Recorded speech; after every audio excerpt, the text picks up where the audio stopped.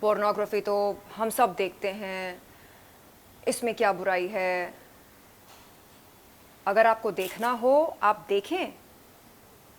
लेकिन कल मैं तकरीबन 11 बजे के आसपास प्रॉपर्टी सेल पर गई थी और लगभग रात के 8 बजे तक पूछताछ चलती रही।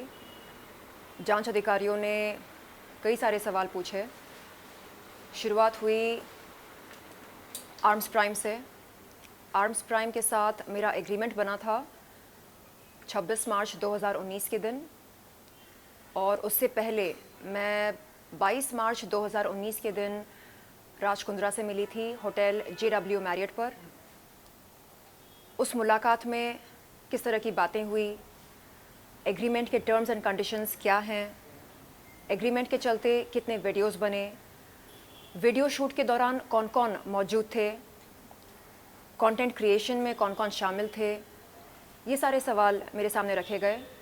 और राज कुंद्रा की अन्य कंपनियों के बारे में मुझसे पूछा गया, जैसे हॉट शॉट्स, बॉली फेम वगैरह वगैरह, और राज कुंद्रा के साथ क्या संबंध हैं ये भी पूछा गया। एंड मैंने वो सभी जानकारी जांच अधिकारियों के सामने रखी जो मेरे पास थी राज कुंद्रा के बारे में और उनकी कंपनियों के बारे में। एंड वहाँ से निकलने से पहले मैंने सभी जांच अधिकारियों से ये कहा कि यदि वो फ्यूचर में कभी मुझसे फिर से संपर्क करना चाहेंगे तो बेशक कर सकते हैं, और किसी भी सवाल के लिए वो मुझे फिर से बुला सकते हैं। मैं चाहती हूँ कि जो सभी विक्टिम्स हैं इस पोर्नोग्राफी रैकेट में, उनको इंसाफ मिले। मैंने अभी तक मेरी कोई मुलाकात नहीं हुई किसी विक्टिम से।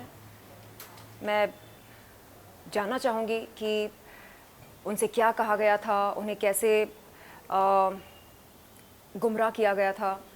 और मैं चाहती हूँ कि सभी विक्टिम्स, सभी पीड़िताएं आगे आएं और अपना बयान दें, क्योंकि जब तक वो बोलेंगी नहीं तब तक पता कैसे चलेगा कि मोडस ऑपरेंडी क्या था। जी, तो विक्टिम्स तो धीरे धीरे सामने आ रहे हैं।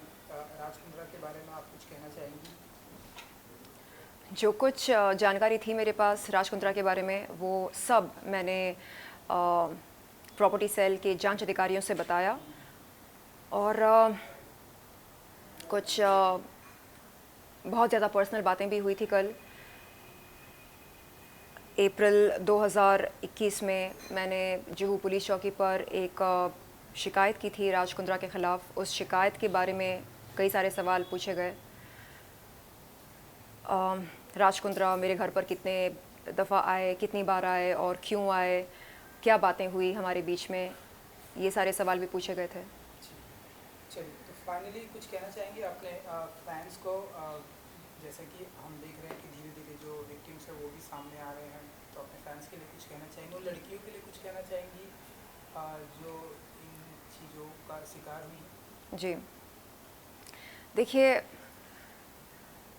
जब पोर्नोग्राफी के बारे में मैं कुछ कहती हूँ तो लोग बोलते हैं ये देखो 900 चूहे खाकर बिल्ली चली हज को। हाँ, 2012 में मैंने प्लेबॉय के लिए शूट किया। हाँ, मुझे बोल्ड कंटेंट शूट करने से कोई परहेज़ नहीं हुआ करता था। लेकिन जब हम कानून के दायरे से बाहर निकलते हैं, जब कानून का उल्लंघन करना शुरू करते हैं, तब हमें खुद से सवाल करना चाहिए कि क्या जो हम कर रहे हैं वो सही कर रहे हैं या नहीं। जिनको पोर्नोग्राफी का शौक़ है वो बेशक करें, देश के बाहर जाकर करें, लेकिन देश के अंदर रहकर देश की भूमि पर यदि आप पोर्नोग्राफी को बढ़ावा दे रहे हैं तो ये कोई भी अथॉरिटी बर्दाश्त नहीं करेगी। तो मेरा उन ट्रोल्स से ये कहना है जो बोलते हैं कि ओहो पोर्नोग्राफी तो हम सब देखते हैं, इसमें क्या बुराई है, अगर आपको देखना हो आप देखें, लेकिन आप ये ना भूलें कि टेलीकम्युनिकेशंस डिपार्टमेंट ने 2005 में सभी पॉर्न वेबसाइट्स पर बैन लगाई थी। गवर्नमेंट ऑफ इंडिया हमें इजाज़त नहीं देता कि हम किसी पॉर्न वेबसाइट पर जाकर पॉर्न देखें। तो जब देश का ये कानून है, हम देश में रहकर क्यों इसका उल्लंघन कर रहे हैं, और वो भी इतने बड़े स्तर पर क्यों? तो मुझे लगता है कि उन सभी लड़कियों को जिन्हें गुमराह किया गया, उन्हें शायद बिल्कुल नहीं पता होगा कि पोर्नोग्राफी से संबंधित हमारे देश में क्या रूल्स हैं और उन रूल्स को फॉलो नहीं करने का अंजाम क्या होता है। इसे कहते हैं गुमराह करना, यानी ये बोलना कि नहीं नहीं इट्स ओके, चलता है, सब करते हैं, सब देखते हैं, तो जाहिर सी बात है कि ये गलत नहीं है, ये सही है। जब आप इस तरह की जेनेरिक बातें करने लगते हैं तो ये जो नौजवान लड़के लड़कियां होते हैं जो यहाँ पर काम की तलाश में आते हैं, इन्हें लगने लगता है कि ओके, अब अगर राज कुंद्रा ये बात कह रहे हैं कि ये सब चलता है, इट्स ओके, सब कर रहे हैं, तो गलत कैसे हो सकता है। तो वो इस बात को सच के तौर पर स्वीकार करते हैं। एंड यहाँ से शुरू होता है मिसलीडिंग का ये जो सिलसिला है।